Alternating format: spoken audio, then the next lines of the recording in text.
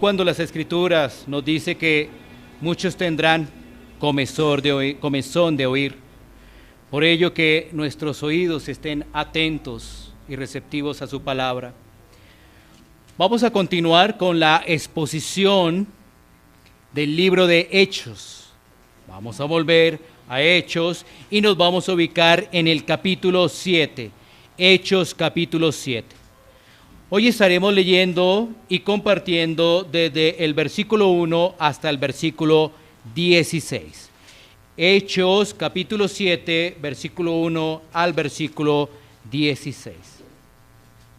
Voy a leer en favor de ustedes la palabra de Dios, este pasaje de las Escrituras. Hechos 7, versículos 1 al 16. Dice así: el sumo sacerdote dijo entonces: ¿es esto así? Y él dijo: varones, hermanos y padres, oíd, el Dios de la gloria apareció a nuestro padre Abraham, estando en Mesopotamia, antes que morase en Harán. Y le dijo: sal de tu tierra y de tu parentela, y ven a la tierra que yo te mostraré. Entonces salió de la tierra de los caldeos y habitó en Harán, y de allí, muerto su padre, Dios le trasladó a esta tierra, en la cual vosotros habitáis ahora. Y no le dio herencia en ella, ni aun para sentar un pie, pero le prometió que se la daría en posesión y a su descendencia después de él, cuando él aún no tenía hijo. Y le dijo Dios así: que su descendencia sería extranjera en tierra ajena, y que lo reducirían a servidumbre, y los maltratarían por 400 años. Mas yo juzgaré, dijo Dios, a la nación de la cual serán siervos, y después de esto saldrán y me servirán en este lugar. Versículo 8. Y le dio el pacto de la circuncisión, y así Abraham engendró a Isaac, y le circuncidó al 8º día, e Isaac a Jacob, y Jacob a los 12 patriarcas. Los patriarcas, movidos por envidia, vendieron a José para Egipto, pero Dios estaba con él, y le libró de todas sus tribulaciones, y le dio gracia y sabiduría delante de Faraón, rey de Egipto, el cual lo puso por gobernador sobre Egipto y sobre toda su casa. Vino entonces hambre en toda la tierra de Egipto y de Canaán, y grande tribulación, y nuestros padres no hallaban alimentos. Cuando oyó Jacob que había trigo en Egipto, envió a nuestros padres la primera vez.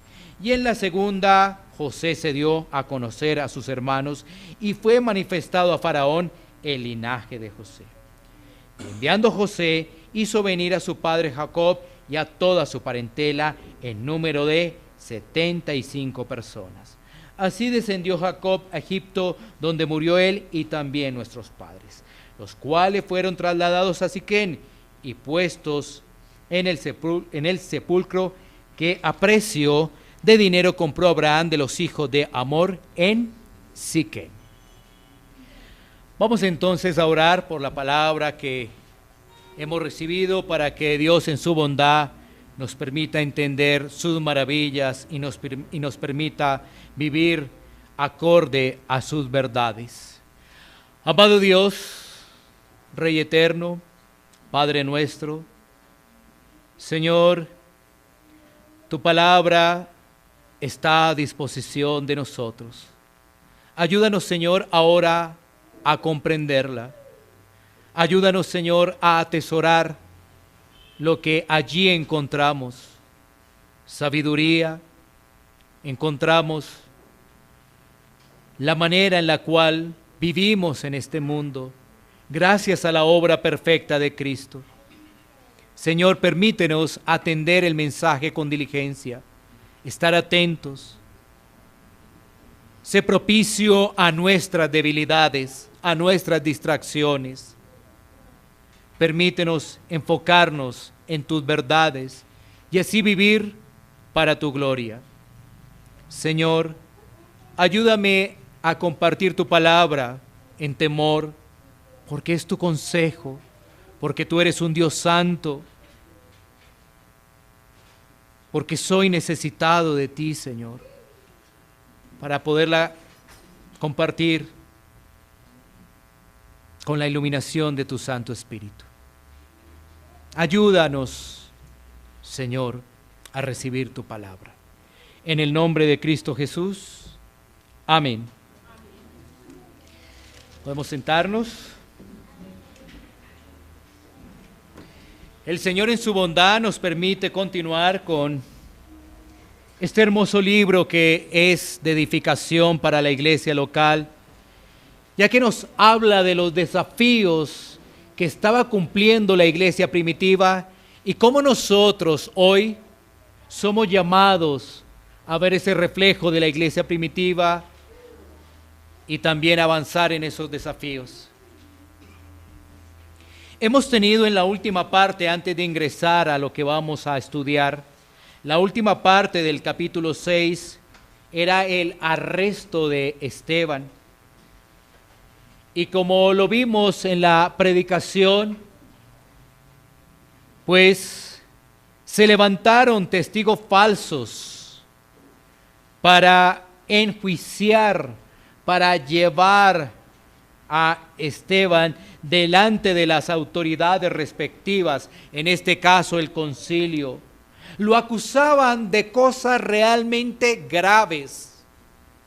Obviamente todo eso era confabulado, que estaba hablando blasfemia en contra de Dios, en contra de Moisés, en contra de la ley, en contra del templo. Todo eso le habían levantado.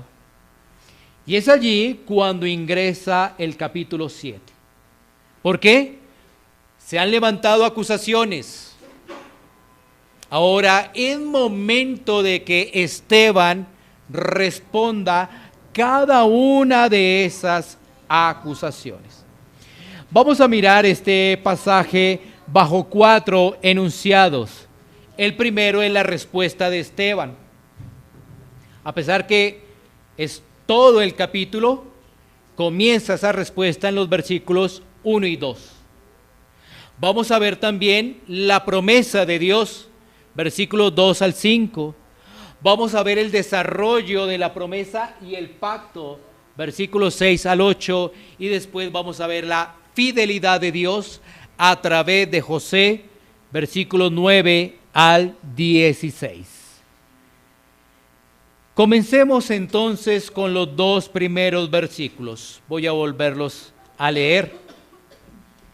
El sumo sacerdote dijo entonces: esto es así. Y él dijo: varones, hermanos y padres, oíd, el Dios de la gloria apareció a nuestro padre Abraham estando en Mesopotamia antes que morase en Harán. Aquí estamos viendo el inicio de la respuesta de Esteban. ¿Qué ha ocurrido?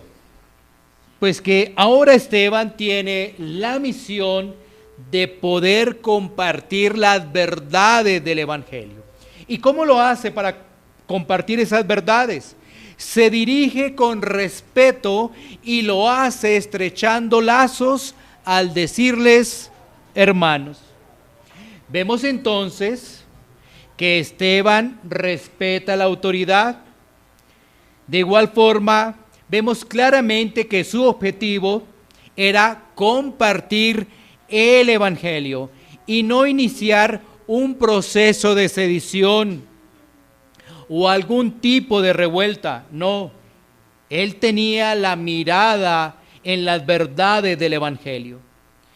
Y esto lo mencionamos porque Esteban, lleno del Espíritu Santo, está llamando la atención de esas autoridades, porque el tema que él responde es sumamente importante.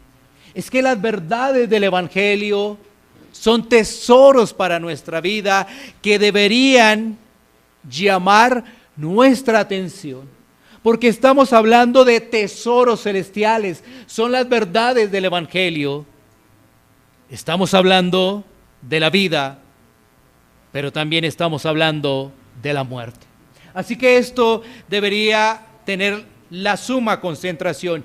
Y Esteban así lo está haciendo para poder compartir, para poder predicar el evangelio. Por eso lo hace de forma respetuosa. Y Esteban comienza su defensa al exponer sus argumentos frente a los cargos que se le han imputado. ¿Cuál es el primer cargo? El primer cargo es que ha blasfemado contra Dios y contra Moisés. Esto lo podemos ver en Hechos capítulo 6, versículo 11. Entonces sobornaron a unos para que dijesen que le habían oído hablar palabras blasfemas contra Moisés y contra Dios. Ese es el primer punto en el cual se va a concentrar su defensa. Y realmente no es la defensa de él, es Dios hablando a través de él. Esteban entonces está mostrando una gran habilidad al exponer las escrituras y lo hace desde Abraham y todo el desarrollo de la historia de Israel. Esteban, recordemos, por el desarrollo del capítulo 6, es una persona, 1, instruido en las escrituras, 2, lleno del Espíritu Santo, 3, habla con sabiduría y 4, da buen testimonio. Esto es una alerta para la iglesia actual, porque así deberían ser los creyentes, así debería ser el cristiano en su estudio y aplicación de la palabra, lleno del Espíritu Santo, sabio,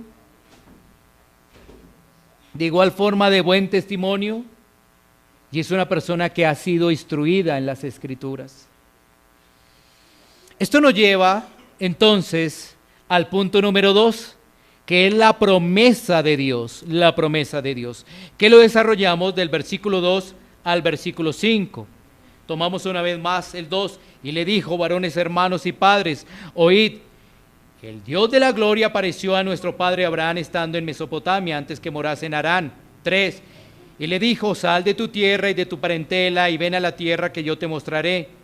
Entonces salió de la tierra de los caldeos y habitó en Harán, y de allí, muerto su padre, Dios le trasladó a esta tierra en la cual vosotros habitáis ahora. Y no le dio herencia en ella, ni aun para asentar un pie, pero le prometió que se la daría en posesión y a su descendencia después de él, cuando él aún no tenía hijo. La segunda parte del versículo 2 nos está recordando el relato de Moisés, según el cual Dios habitó entre los israelitas en el tabernáculo de reunión, donde su gloria llenó el lugar. Miremos un momentico ello, Éxodo 25:8. Éxodo 25:8. Dice la escritura en ese pasaje: y harán un santuario para mí y habitaré en medio de ellos. Allí está la orden de hacer un tabernáculo, un santuario para habitar en medio del pueblo. Y miremos qué nos dice Éxodo 40, 34, 35. Ya como el resultado de haber obedecido a construir ese tabernáculo, ese santuario. Dice Éxodo 40, 34, 35.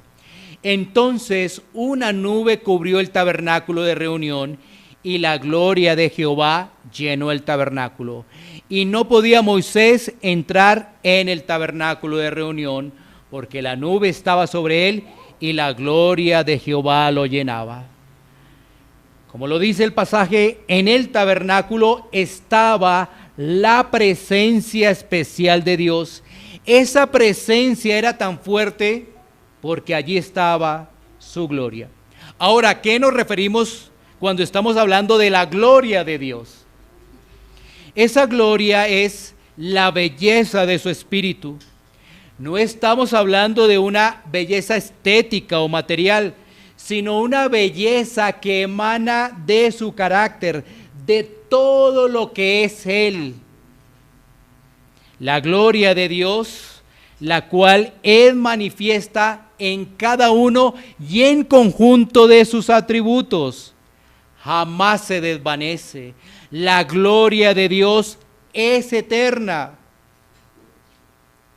Esa es la gloria de Dios, la que manifiesta todo su poder, cada uno de sus atributos, y hace que lo veamos con reverencia, con temor, con respeto.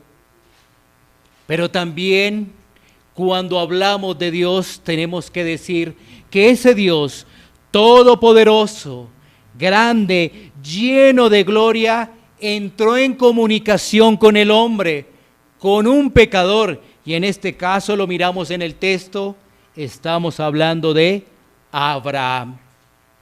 Esa es la gloria maravillosa de Dios, que aún en el tabernáculo no resistía presencia, pero que en medio de todo eso está mostrando en ese discurso, en esa defensa de Esteban, que esa gloria de Dios se manifestó en un pecador.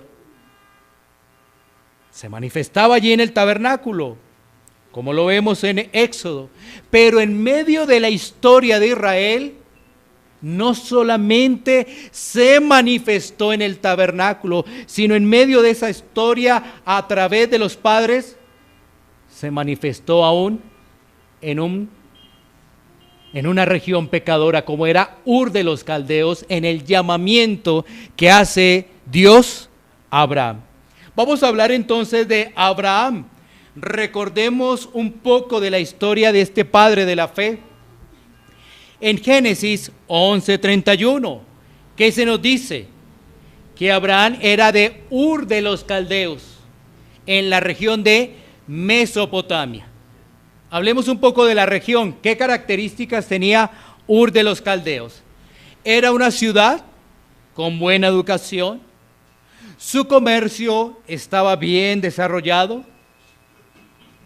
Adoraban a dioses donde sobresalía el dios Nana.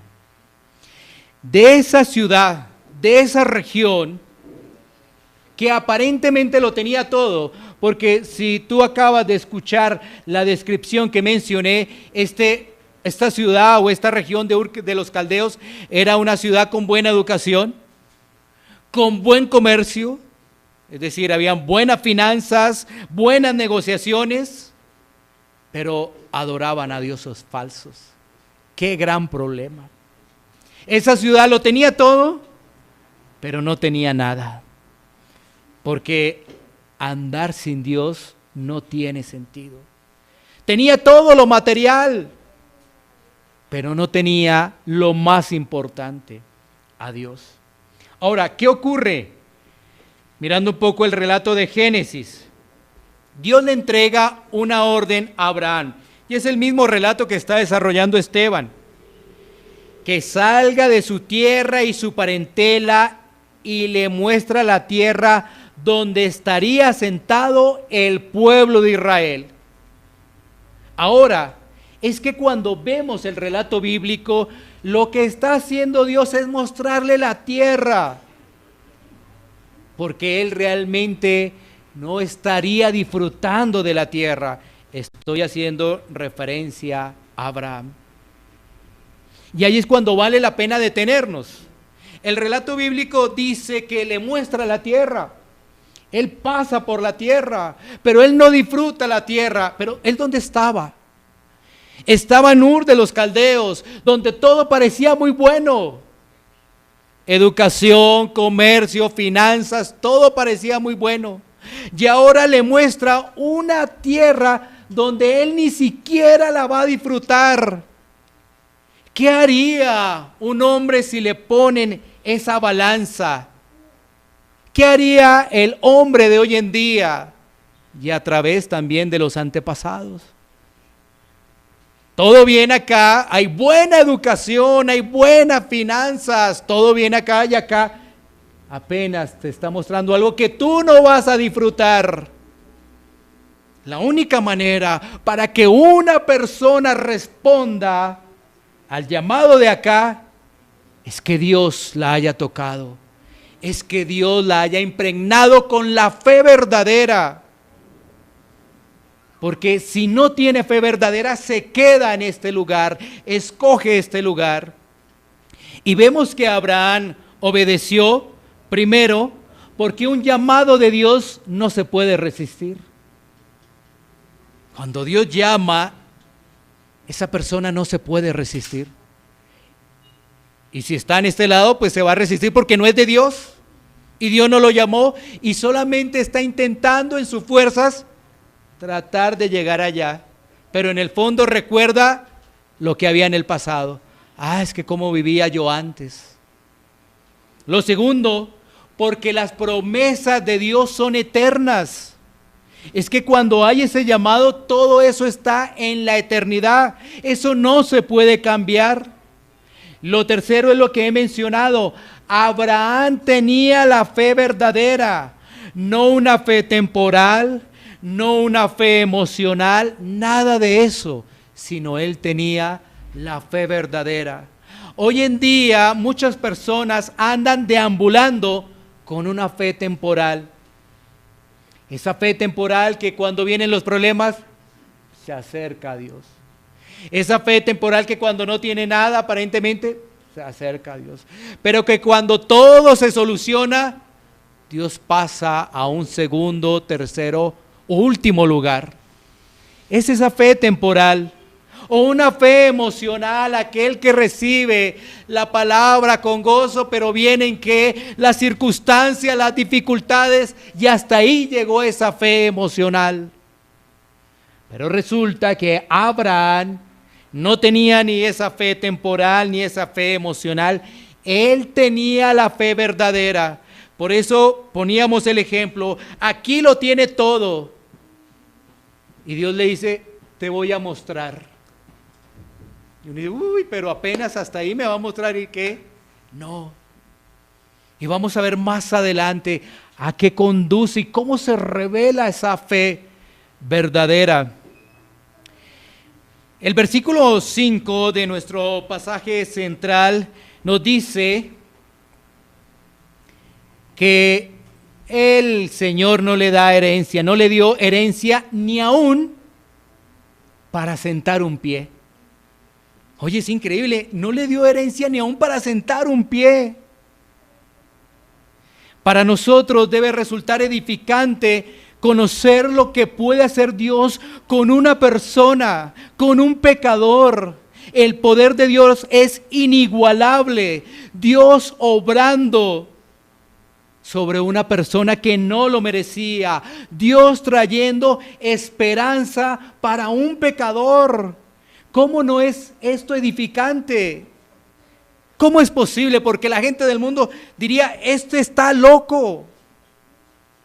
Vuelvo y reitero, Ur de los Caldeos, y ahora una tierra prometida, pero ni siquiera para sentar un pie de su propiedad, ni siquiera un pie. Miremos un momento Hebreos, capítulo 11, versículo 9. Hebreos 11:9 dice, por la fe habitó como extranjero en la tierra prometida, como en tierra ajena, morando en tiendas con Isaac y Jacob, herederos de la misma promesa. Este pasaje nos habla de Abraham, está hablando ahí Hebreos 11:9 de Abraham y nos está diciendo, ¿por qué? Porque no es entendible que una persona que está en Ur de los Caldeos, que tiene todo, se vaya a algo que no sabe nada. Nos está dando la respuesta y es por la fe auténtica, la fe verdadera. En medio de todo eso, habita como extranjero en esa tierra prometida. Y es un nómada, porque está morando en tiendas con Isaac y Jacob. Ellos también son coherederos de la misma promesa. Y esto nos lleva a mirar el desarrollo de la promesa y el pacto, que es nuestro tercer punto. El desarrollo de la promesa y el pacto. Lo vemos en los versículos 6 al 8. Dice, y le dijo Dios así, que su descendencia sería extranjera en tierra ajena, y que los reducirían a servidumbre y los maltratarían por 400 años. Mas yo juzgaré, dijo Dios, a la nación de la cual serán siervos, y después de esto saldrán y me servirán en este lugar.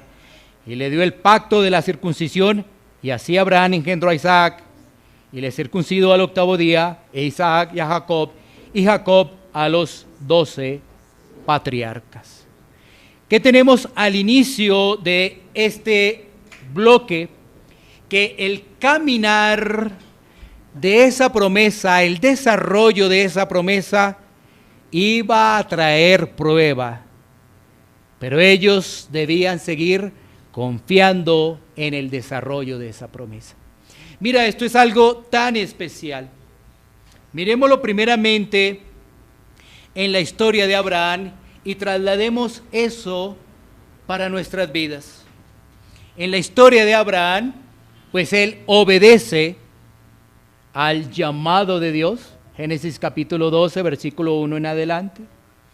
Él obedece ese llamado y en medio de todo eso empieza a vivir diferentes pruebas, pero todo eso está haciendo que su fe cada vez más se fortalezca.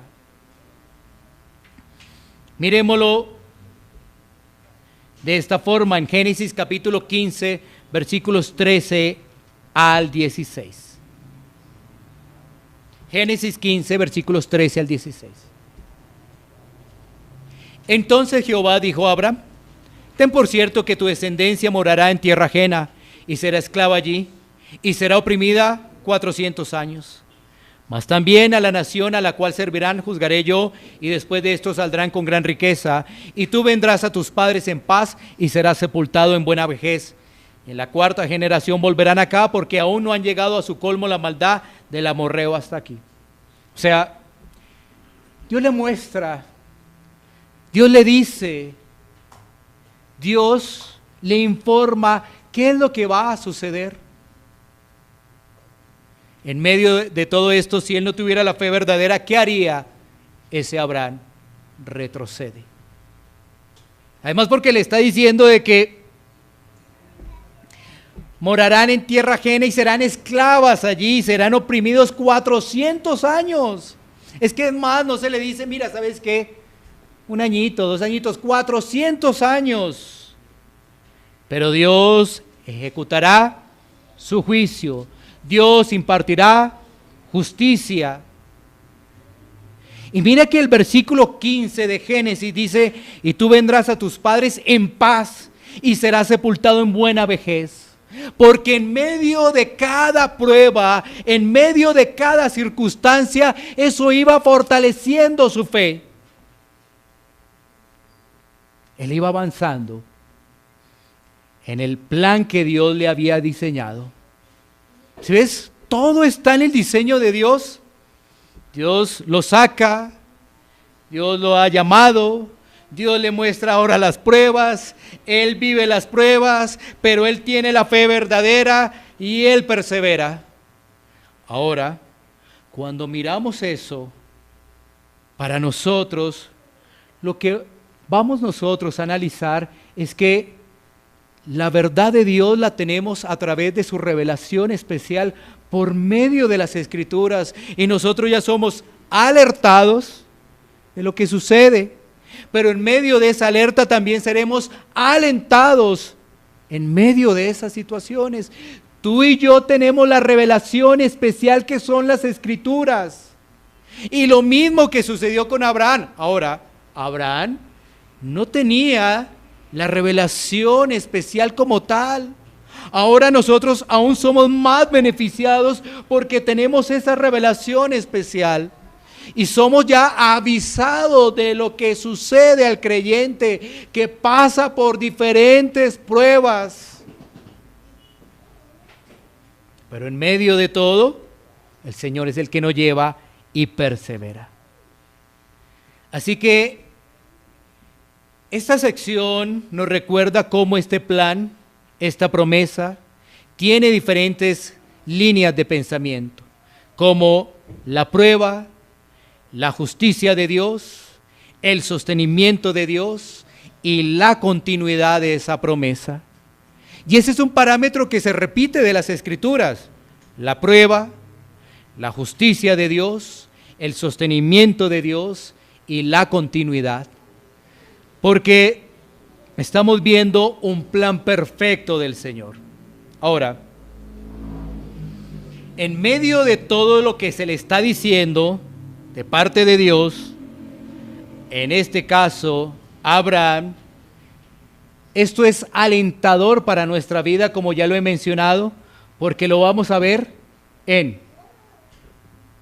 los padres, en este caso, Abraham, Isaac, Jacob, José, es decir, los patriarcas, pero lo vamos a ver también en los profetas.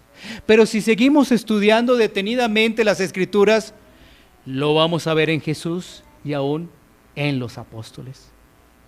Siempre prueba, justicia de Dios, sostenimiento de Dios y avance del reino.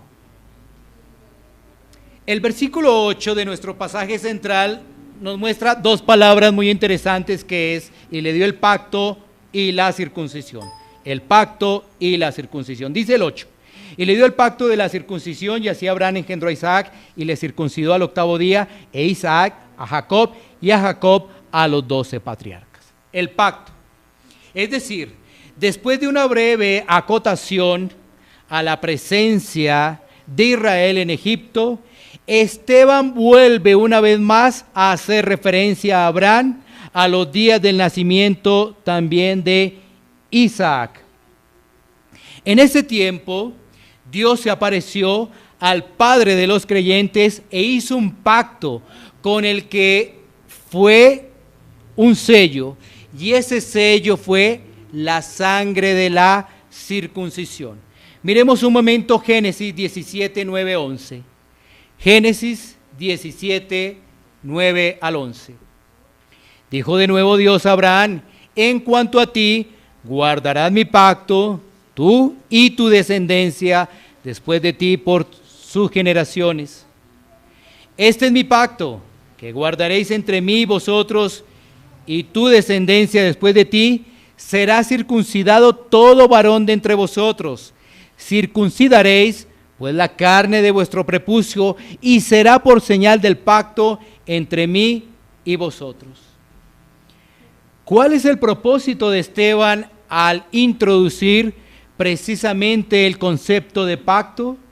Es básicamente mostrar que se trata de algo anterior al templo y a la ley, y por tanto hace referencia a algo básico de lo que es Israel, de la religión de Israel. De esta manera, Esteban se está defendiendo de la acusación de haber blasfemado contra la ley de Dios. Por eso él está tomando allí la referencia del pacto y la referencia allí a la circuncisión. Y la circuncisión la estamos viendo como una señal externa del pacto que Dios ha hecho con Abraham y sus descendientes. Hasta el momento, como vamos allí en el versículo 8, Esteban ha rechazado los cargos de blasfemia a través de revelar su profunda reverencia y temor ante Dios. Eso lo hemos visto en el versículo 2. También ha citado la referencia y el llamado que Dios le hace a Abraham de dejar Mesopotamia para ir a Canaán. Menciona también la promesa de Dios de dar a Abraham y a sus descendientes la tierra de Canaán.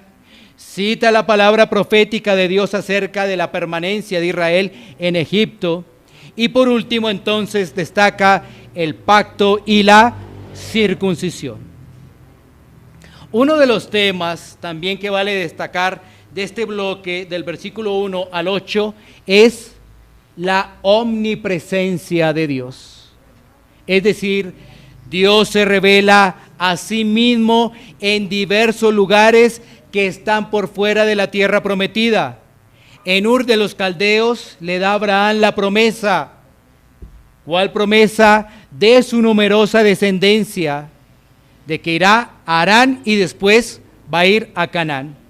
En Egipto, Dios castiga a los opresores de Israel y dirige a la descendencia de Jacob a la libertad. Allí estamos viendo entonces la habilidad que tiene Esteban al citar las Escrituras y al defenderse de esos cargos falsos que le fueron imputados. Recordemos, el ambiente. El ambiente es que le acusan a Esteban de blasfemar contra Dios, contra la ley, contra el templo. Todo eso son símbolos para Israel, muy poderosos. Pero Esteban está diciendo, miren, sí, el Señor allí está en el templo, pero a través de la historia, Él ha hecho sus apariciones en diferentes lugares. La omnipresencia de Dios. Pero Él está también respetando todo eso y mostrándoles que en medio de todo eso, ellos no atendieron el mensaje. El mensaje que culminó en Cristo, ni los que le antecedieron, otros mensajeros.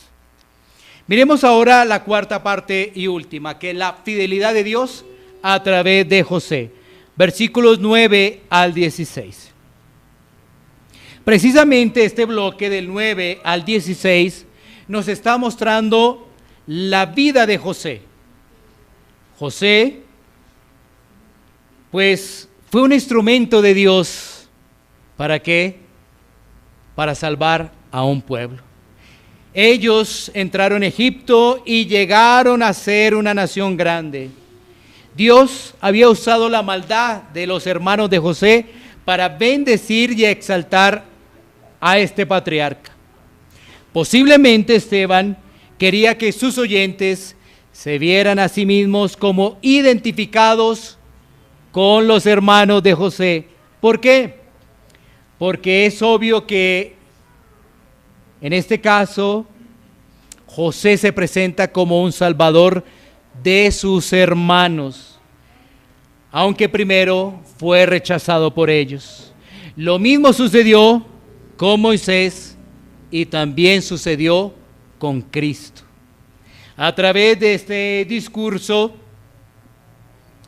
Esteban le recuerda que Dios siempre ha levantado hombres importantes para ser libertadores del pueblo y que el pueblo siempre los ha rechazado y los ha maltratado como hasta el momento. El paralelo entre la venta de José y la traición de Jesús también es algo que deberíamos relacionar. Los patriarcas vendieron a su propio hermano a extranjeros. Los judíos entregaron a Jesús a los romanos. Pero recordemos que en medio de todo, Dios estaba con José y lo libró de todas sus tribulaciones. Por ejemplo, al librarlo de la tentación en la casa de Potifar y también al permanecer en prisión, él tenía el favor allí de los que estaban alrededor. Miremos un momento dos pasajes rápidamente. Génesis 39:2 y después vamos a mirar Génesis 39:21 al 23. Génesis 39:2. Mas Jehová estaba con José y fue varón próspero y estaba en la casa de su amo el egipcio. Rápidamente, José es vendido por sus hermanos. ¿Dónde resulta? Resulta allí en la casa de Potifar. Y entonces, ahí le va bien. Ahí tiene el favor de las personas. Miremos ahora otro momento, porque ¿qué pasó? Pues llegó la tentación. La esposa de Potifar, viendo lo que era de buen semblante, que era joven, esa esposa se fijó allí en José. José fue tentado. ¿Qué hizo él? Huyó. Pero en medio de todo eso, ¿qué ocurre? Es llevado a la cárcel. Y uno dice, ay, vea, tantos males. No, pero mira lo que dice Génesis 39, 21, 23. Pero Jehová estaba con José y le extendió su misericordia y le dio gracia en los ojos del jefe de la cárcel. 22. Y el jefe de la cárcel entregó en mano de José el cuidado de todos los presos que había en aquella prisión. Todo lo que se hacía allí, él lo hacía. 23. No necesitaba atender el jefe de la cárcel cosa alguna de las que estaban al cuidado de José, porque Jehová estaba con José y lo que él hacía, Jehová lo prosperaba. Mira, prueba, pero el Señor estaba con él lo sustentaba. Prueba, dificultad, pero el Señor estaba con él. No lo abandonó, porque la palabra de Dios es fiel. ¿Sí? Dios le hizo ganar el favor del faraón y le dio sabiduría divina para interpretar los sueños y sugerirle soluciones para la hambruna que se avecinaba. Venía ahora hambre al pueblo, el pueblo allí en esos sectores. ¿Y qué hizo José? Bueno, sabiduría, pudo revelar esos sueños. Génesis 41, 25 al 36. ¿Qué pasó después? Dios puso a José como gobernador sobre Egipto y el palacio de Faraón. Ahora, no sé si tú me escuchas lo que acabo de mencionar.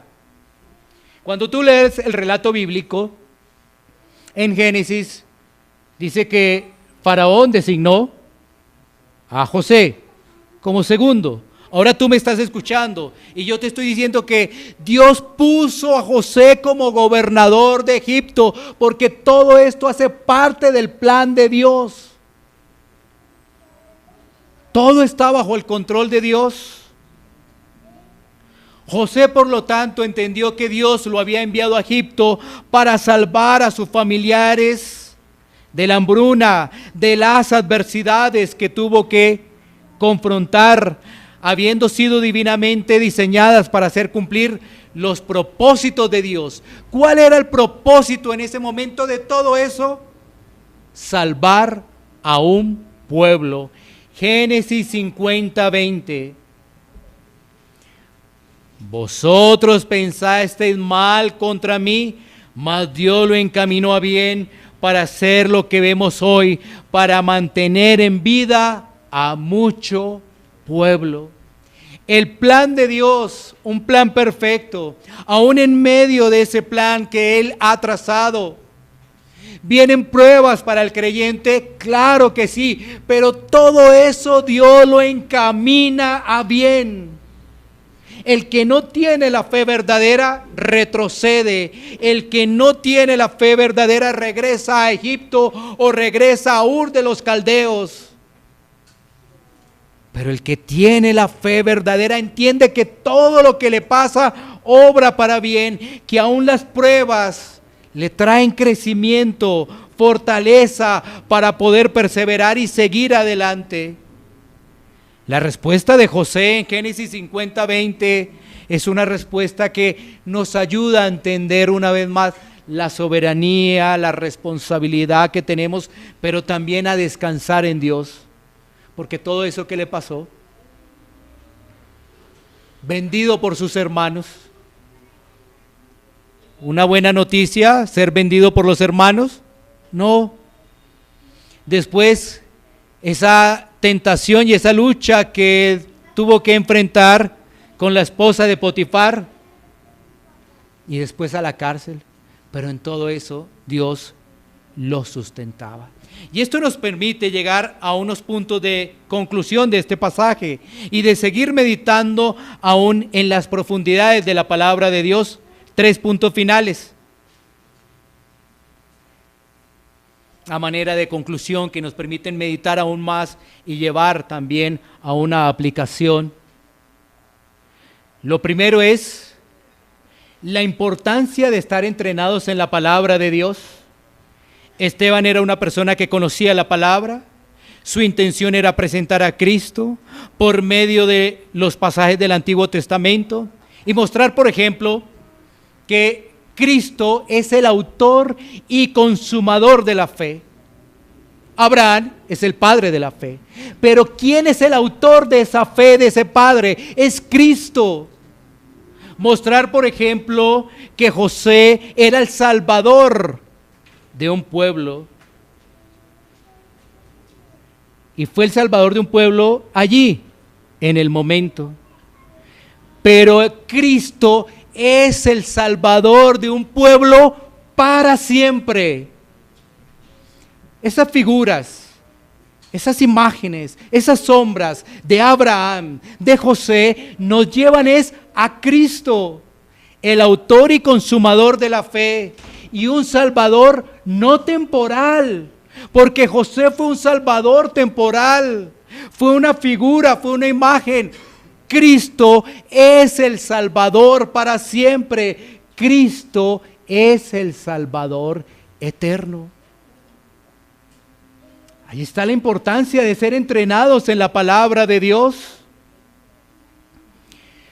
Si la iglesia no es entrenada en la palabra de Dios, ¿qué va a compartir? Fácilmente podría compartir un moralismo, pero cuando tú ves la vida de Abraham, no fue una vida perfecta, aún la vida de José, y entonces lo que podemos llevar es trasladar las escrituras a un moralismo, a algo pasajero, dejando atrás la cruz y viviendo nuestras vidas ahí. Pero realmente, cuando somos expuestos al Evangelio y vemos la cruz y vemos la meta de esa promesa que es Cristo, todo es diferente para nuestra vida, porque todo tiene ya un propósito y el rompecabezas se organiza. No podemos vivir de moralismo, porque eso no nos da sino para unas simples horas. Pero si estamos en Cristo, eso nos da para vivir nuestra vida cristiana. Ahí está la diferencia de caminar en el moralismo y en Cristo. El moralismo no nos da sino para un momento. Estar en Cristo es para siempre. El segundo punto en el cual podemos meditar de esta conclusión es cómo Abraham abandonó un estilo de vida para seguir la promesa. Él no estaba concentrado en sus posesiones. Él no estaba concentrado en nada de eso. Ahora, ¿él en qué estaba concentrado? Él estaba concentrado en algo que iba a venir mucho mejor. No solamente en promesas celestiales, porque claro, cuando se le dice es que mira, divisa la tierra prometida. Por eso decía que uno humanamente dice, no, gracias, eso está como muy bonito, pero yo ni lo voy a tocar, ni algo va a ser mío. Entonces, ¿yo para qué voy a ir allá? Más bien, Señor, yo me devuelvo, gracias. Yo voy a seguir allá con los otros dioses. Allá estoy viviendo bien. No, ¿sabes? Él abandonó ese estilo de vida, pero por seguir la promesa. Y esto nos recordaría unas palabras del apóstol Pablo: mas ahora no vivo yo, mas Cristo vive en mí. Pablo decía, ya no, eso quedó atrás. Esa forma del mundo quedó atrás, porque ahora vivo para Cristo.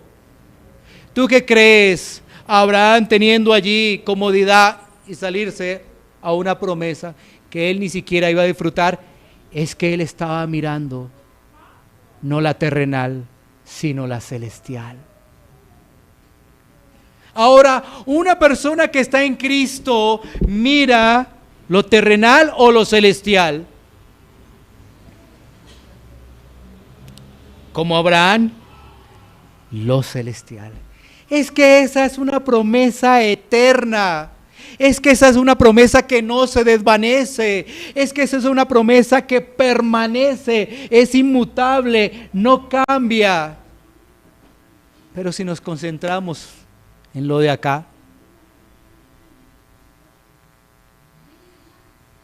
el estilo de vida hizo que realmente viviera una fe, la fe que lo cataloga la Escritura como el padre de la fe. Ahora, esto también me permite decir lo siguiente: si tu estilo de vida está todavía con el mundo, quiero decirte que estás muy lejos de la tierra prometida. Estás muy lejos de la tierra prometida. Pero también quiero alentarte que hay esperanza si te arrepientes, si realmente le pides al Señor que puedas ver las verdades de las Escrituras, la obra perfecta de Cristo, y descansar en Él. Porque ¿qué hace el mundo? El mundo nos llama una cosa, lo otro, lo uno, lo otro, y nos quedamos ahí dando vueltas y vueltas y vueltas. Pero en Cristo hay esperanza. Y el tercer, último punto es que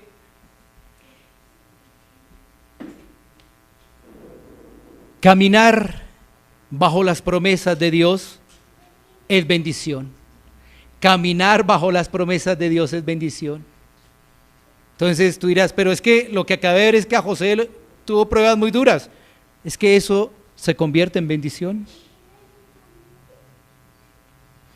La prueba a ellos se les presentó de diferentes maneras. Pero en medio de todo eso, ellos seguían siendo sostenidos por Dios. O sea que ese caminar trajo bendición a sus vidas. Y aún ese caminar que trajo pruebas, trajo bendición a sus vidas. Crecimiento, sostenimiento, entendimiento de los propósitos de Dios. Todo eso. ¿Cómo crees que José llegó a esa conclusión? Bueno, obviamente por la obra del Espíritu Santo, pero mira esa respuesta, ¿no? Ahora, todo eso que parecía mal, Dios lo encaminó a bien. Tenía un propósito. ¿Cómo llegó después de todo eso que le pasó? Bueno, porque él entendió que eso le trae crecimiento, que en medio de todo eso Dios lo estaba sosteniendo. Esto es el vivir cristiano. Esta es la vida de un cristiano. Esto es lo que es la esencia de un cristiano. ¿O por qué crees que nuestro Señor Jesucristo dice en el Evangelio de Lucas: el que quiere seguirme, el que quiere venir a mí, ¿qué les dice? Tome su cruz y sígame. ¿No estamos alertados todos de lo que es la vida cristiana? Como Abraham. Es que se le dijo, pero es que como tenía fe, él siguió. Si no tenía fe, le presentaron eso, ¿y qué dice? Como en Lucas 14, no, siéntate a calcular el costo. Entonces algunos como que hasta ahí llegan, no, hasta ahí no. Y hay otros que como que van ahí siguiendo a los demás, pero no entienden nada. Porque no se arrepienten, porque no ven su pecado. Y siguen ahí y siguen. Pero el que tiene la fe verdadera, ¿sí ves? A la final llega y dice: gloria a Dios, todo Él lo encaminó a bien. Esos dolores, esas tristezas, esas tribulaciones, esas pruebas, Dios las encaminó a bien. Y no es solamente el caso de José, es toda la historia de la redención. Porque aún todo esto nos lleva a nuestro gran y mayor ejemplo. Cristo sufrió en la cruz para traer salvación a los pecadores. Él también sufrió para traer salvación a aquellos que se arrepienten. Esta es la historia de la redención. No debería cogernos desprevenidos, no debería tomarnos desprevenidos las cosas que acontecen en nuestra vida, sino es pedirle al Señor: ayúdame. Tú, Señor, eres el único que me puede sostener. Tú eres el único que me puede traer crecimiento. Tú eres el único que a través de cada prueba me llevas a depender cada vez más de ti. Qué hermoso es escuchar el Evangelio y la historia de salvación, porque es de provecho para nuestras vidas. A unos alentarlos, a otros llamarlos al arrepentimiento, y a otros, y aún otros, a que sean juzgados por Dios el día del juicio final. Meditemos en ello y tomemos un tiempo para poder orar.